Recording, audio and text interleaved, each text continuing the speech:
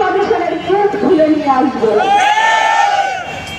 যদি কোনো যানবাহনের ক্ষতিগ্রস্ত করেন,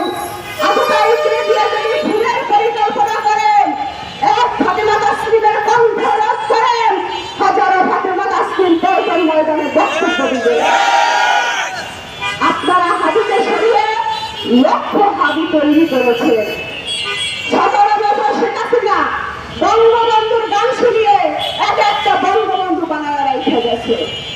ঘুম থেকে উঠি বঙ্গবন্ধুর গান শুনতাম, 24টা ঘন্টা বঙ্গবন্ধুর গান। এই বঙ্গবন্ধু ধারণ করার পরেই 24-এর ঘটনা ঘটে। কারণ বঙ্গবন্ধুকে তো কেউ রোধ করতে পারে নাই, আমাদের তো পারেন নাই। তো বুঝে রাখবেন, এখানে বঙ্গবন্ধুর যেমন সত্তা রয়েছে, জিয়াউর রহমানের সত্তা রয়েছে, আবু সাইদের সত্তা রয়েছে, হাদির সত্তা রয়েছে।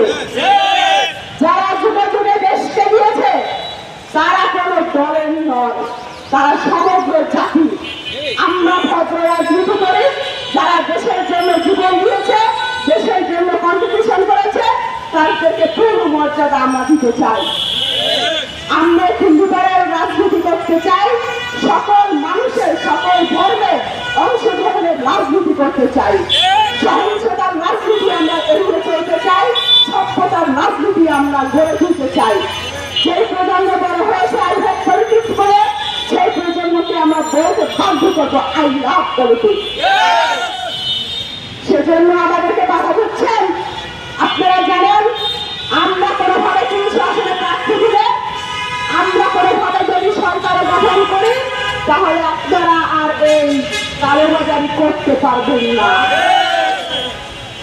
সংসদে এমপিদের ঘুম খারাপ হয়ে যাবে, যারা বাণিজ্য করবে, যারা দেশের বিরুদ্ধে সাক্ষ্য দিবে, সাক্ষ্য দিয়ে অত্যাচার করবে, তাদের হাত ভেঙে দেওয়ার জন্য আমজনগণ পার্টির জন্ম হয়েছে।